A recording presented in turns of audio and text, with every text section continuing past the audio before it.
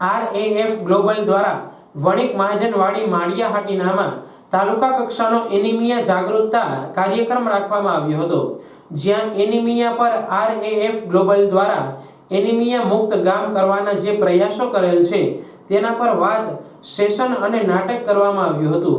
આ કાર્યક્રમમાં મહેન્દ્રભાઈ ગાંધી, પ્રમુખ chamber of commerce, Bharatiben Bhatt, CDPO Maliyahatina Jaydeepbhai Dodiya, Hamirbhai Sindhav, વિજયભાઈએ મુખ્ય મહેમાન તરીકે હાજરી આપી હતી।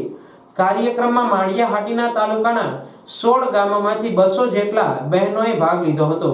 કાર્યક્રમને અંતે માળિયામાં એનિમિયા જાગૃતિ પર રેલી કાઢવામાં આવી હતી। આજે માળિયામાં વણિક મહાજન વડી ખાતે જે બ્લોક લેવલ કન્સલ્ટેશન ઓન એનિમિયાનું જે કાર્યક્રમ આજે યોજવામાં આવેલ છે।